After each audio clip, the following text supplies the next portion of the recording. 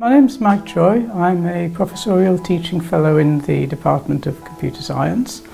I've been at Warwick for quite a long time. My main teaching has been and will probably continue to be within what is classical computer science, so programming, databases and basic maths.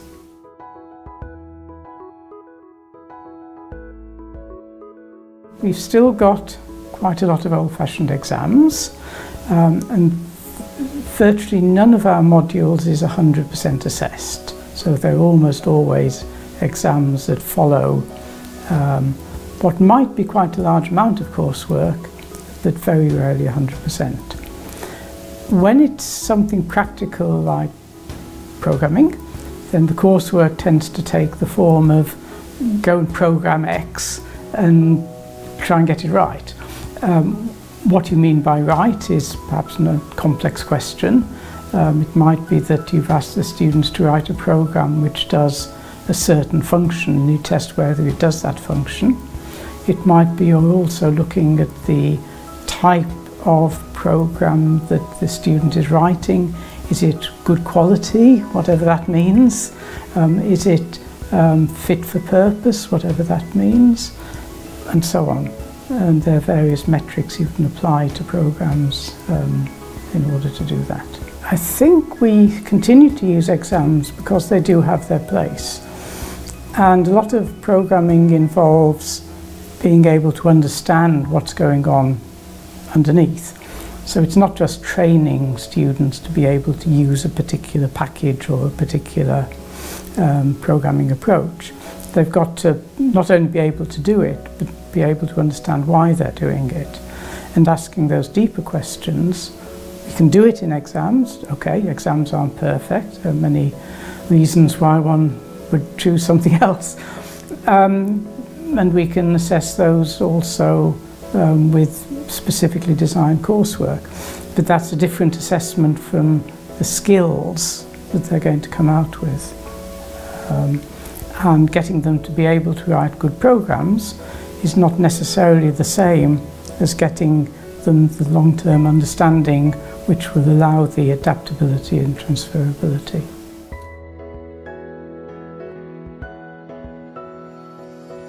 Well, professional skills is all about those things which we have to fit into the syllabus, which are good transferable skills, which don't, how can I put this, don't really belong anywhere else.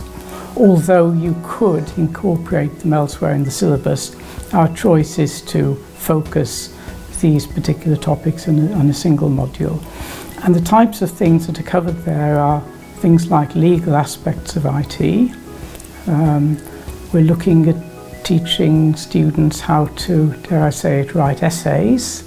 Okay, essays of a technical form within the computer science domain, but nevertheless, writing a good English essay. And my view is that, well, first of all, we're trying to impart certain factual information.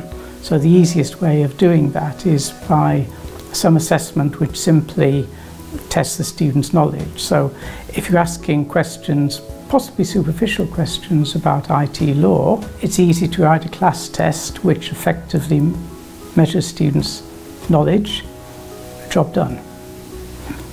Where you're looking at writing skills, that's more difficult. And then we do use teachers from maybe the English department to help us with that. And we get students to write things which are then discussed during seminars and are marked by the seminar leaders, so that hopefully we've then got a rich interaction between the student and the teacher. And if the student is engaging, then they should get quite a lot out of it. We get a lot of partially anecdotal feedback from students later on in the course that it's been useful. If we take a poll at the end of teaching the module, then the results tend to be more ambivalent. Because it's, how can I say it, it's difficult to motivate. And yes, you can say to somebody, you're going to have to write technical documents later on. and they'll probably believe you, but that doesn't sweeten the pill very much.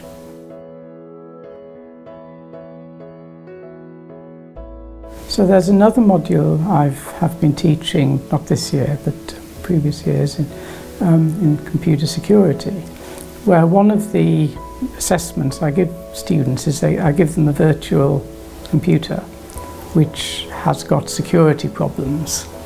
And I say to them, find them. And the way I mark it is I then get all of the responses from the students, tabulate what they are, and for each of them, if lots of students have found them, then it's probably something easy, low marks for each of those. If somebody's found something complex and difficult, perhaps something I didn't see myself, then they get a high mark for it.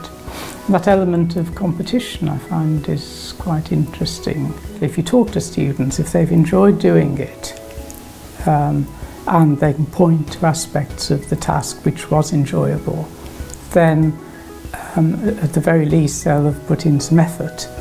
And my own experience of students who have been successful are those students who have enjoyed doing the tasks, whatever they happen to be.